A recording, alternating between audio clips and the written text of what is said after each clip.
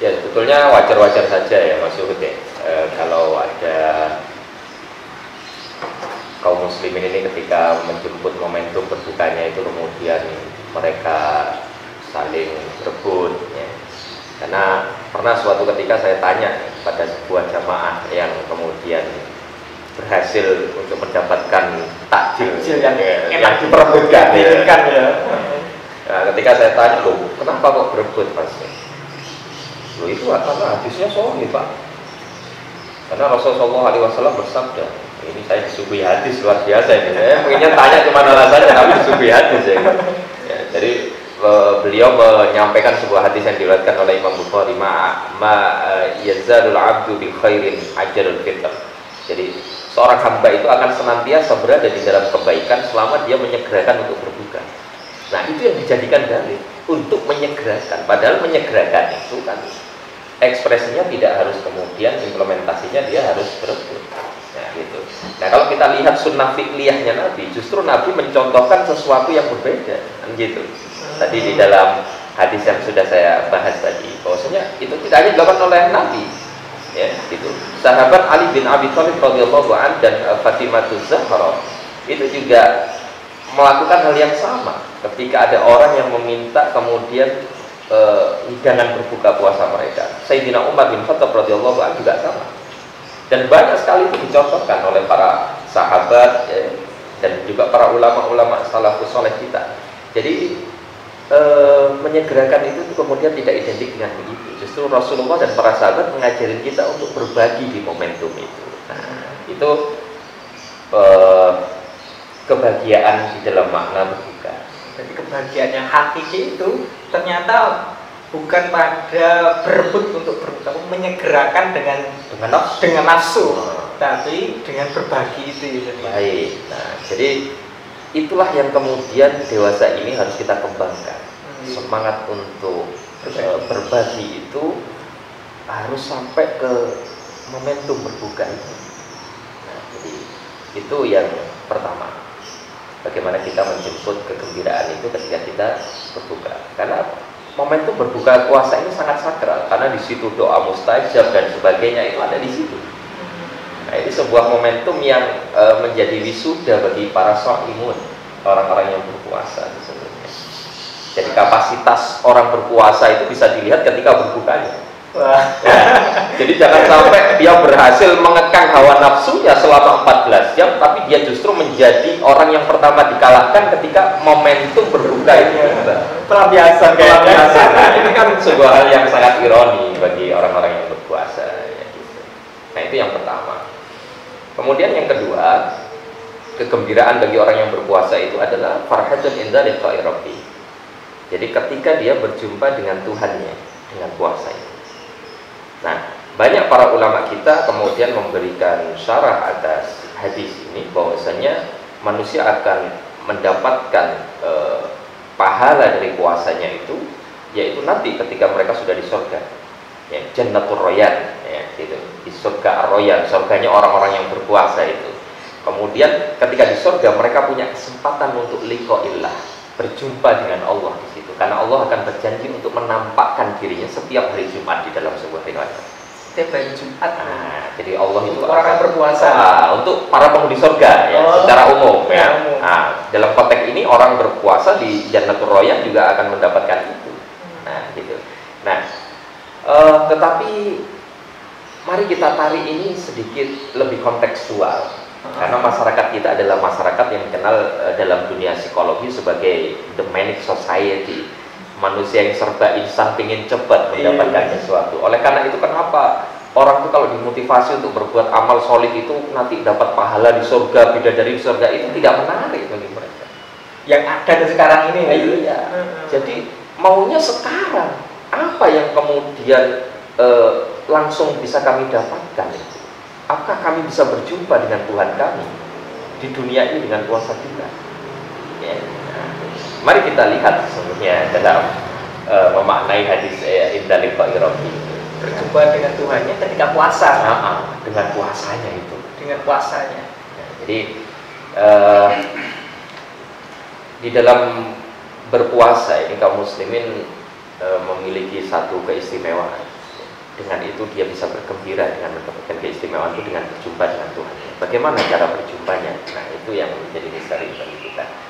Nah, sesungguhnya Allah itu hadir, ya, senantiasa kemudian mengenalkan dirinya lewat sebuah mata rantai yang panjang, mata rantai pengenalan, nah, untuk bisa kemudian dikenali oleh hambanya bahwasanya Allah itu senantiasa hadir.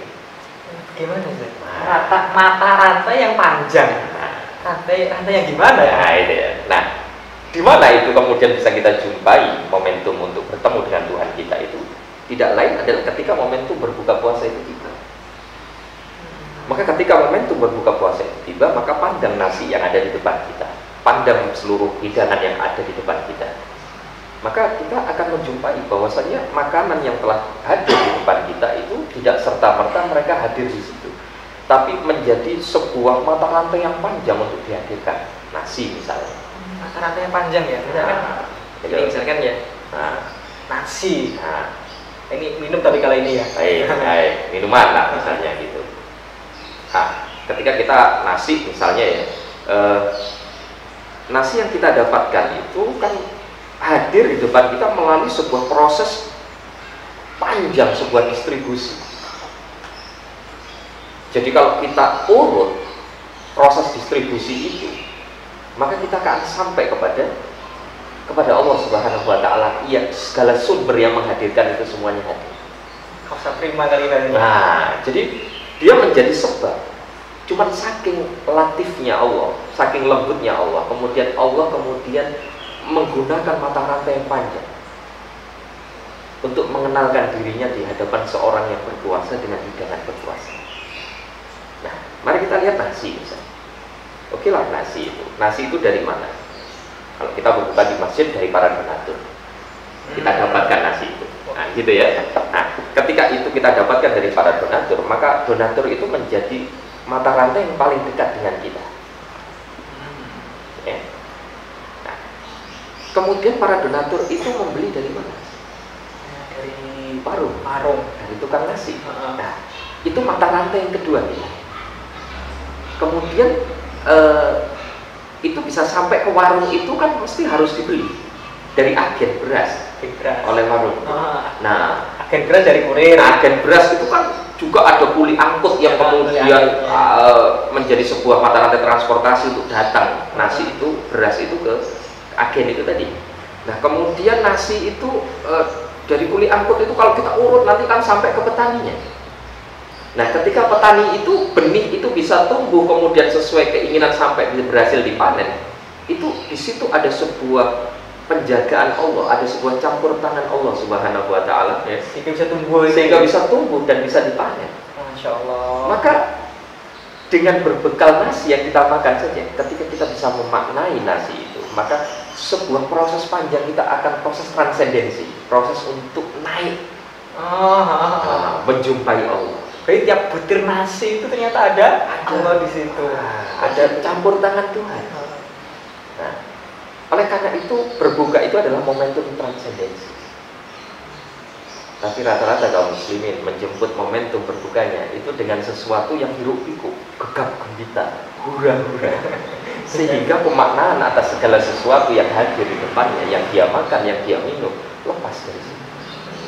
Nah, oleh karena itulah sesungguhnya momentum berbuka puasa ini sudah seharusnya menjadi sebuah momentum yang sangat sakral bagi kita kaum muslimin. Karena di situ tidak hanya ada momentum transendensi itu, tetapi juga ada momentum terkabulnya doa-doa. Karena momentum berbuka puasa adalah momentum yang mustajab untuk berdoa di dalam hadis Rasulullah SAW. Kalau saya doanya bisa doa memakan itu.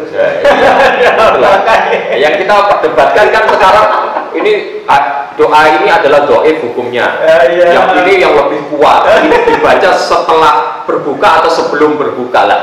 Hanya sekedar permasalahan fikih, tapi di balik itu sebenarnya ada sebuah makna yang lebih kontekstual yang harus kita pelajari dan kita maknai kembali lewat momentum berbuka puasa itu. Dan itu dilupakan, terlupakan lah. Itulah kenapa kemudian banyak contoh-contoh fi'liyah, sunnah-sunnah Nabi yang hilang dari kaum muslimin dalam konteks mendoakan. Mendoakan siapa? Seluruh mata rantai ini tadi. Mulai donatur, yang jual nasi, yang agennya, kuli angkutnya, sampai petaninya. Dasarnya apa? Dasarnya adalah di dalam sebuah hadis sahih yang diriwayatkan oleh Imam Muslim. Ya, bahwasannya Rasulullah SAW ketika dijamu, baik itu jamu dengan berbuka puasa maupun di dalam bulan-bulan yang lain, ketika Rasulullah diundang untuk makan, ya, maka Rasulullah mendoakan dengan sebuah doa yang diriwayatkan di dalam redaksi Muslim itu, Imam Muslim di dalam sahihnya dikatakan bahwasanya Rasulullah berdoa, Allahumma at'im man at'amani wa asqi man saqar. Ya Allah, berikanlah makan hari ini orang yang telah memberikan kami makan, dan berikanlah minum hari ini orang yang telah memberikan kami minum. Sebuah wujud ungkapan terima kasih.